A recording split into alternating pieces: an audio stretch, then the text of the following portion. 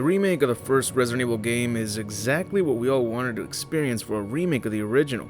The story was not altered, characters remained the same, but with improvements added to make for an even greater experience. But can you believe that the final version of the game did not include everything that was presented in a teaser trailer before the game released on the GameCube? Along with the teaser trailer, there does exist beta tests and footage of the prototype version that reveals some of these differences that would not make the final cut. So let's take a look at these differences and discuss whether their inclusion would improve the game or not.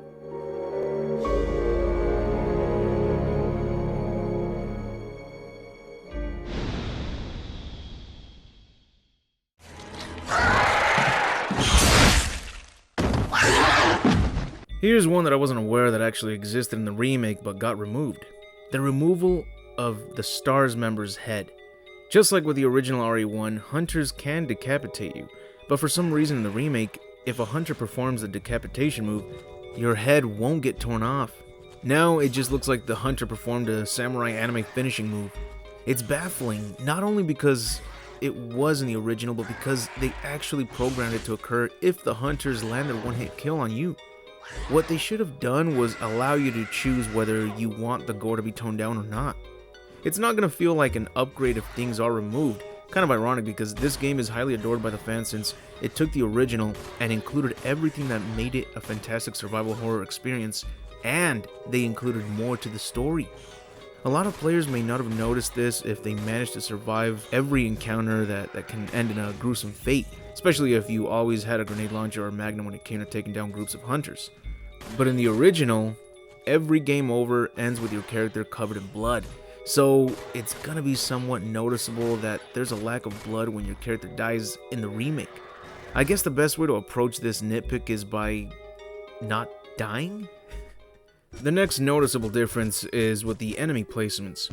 There are Cerberus, snakes, spiders, and crows showing up in different locations throughout the game. I wonder if this means that the developers were intending on changing their placements so that players of the original won't anticipate where every enemy type is located. Or if the game was going to include a randomizer mode for both items and enemy placements. That'd be amazing.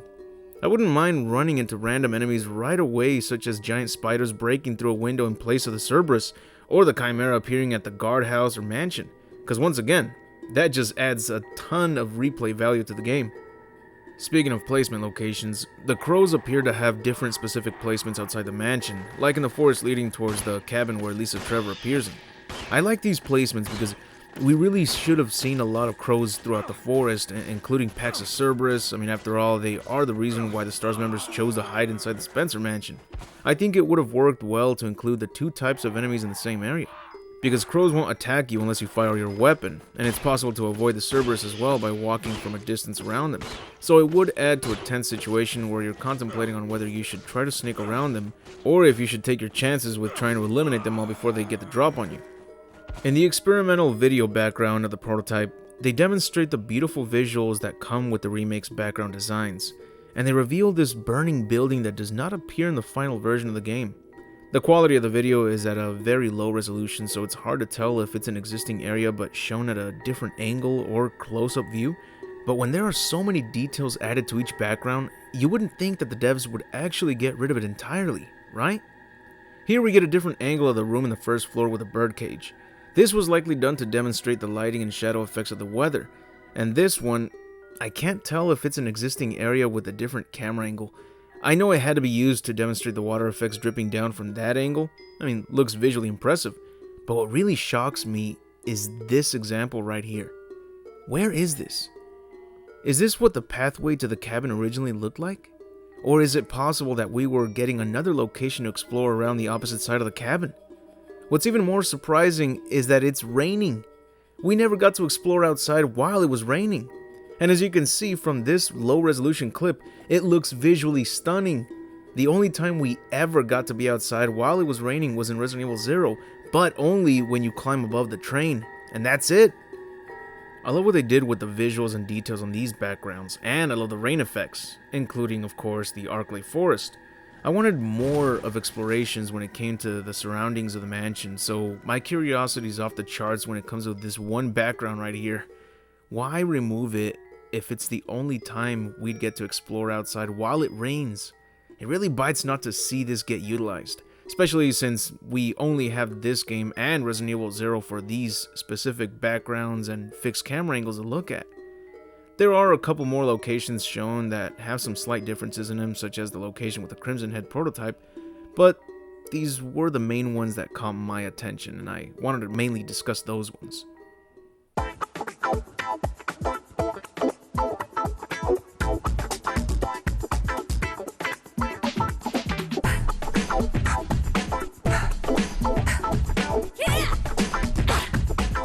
Character taunts.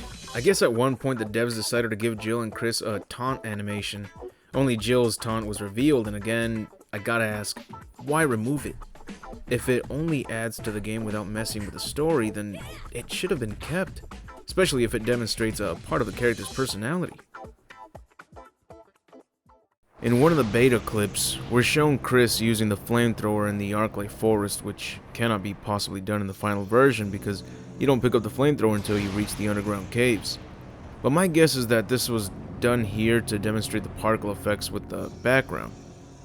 The flamethrower isn't exactly a weapon anyone wants to use in the classic RE games, as it doesn't stun enemies. It doesn't look or sound imposing as well. It's slow, it doesn't deal a lot of damage right away, and if you had to choose between a flamethrower or a handgun to deal with a hunter or Cerberus, I think we would all take our chances with a handgun, so I'm okay with the absence of the fuel for the flamethrower.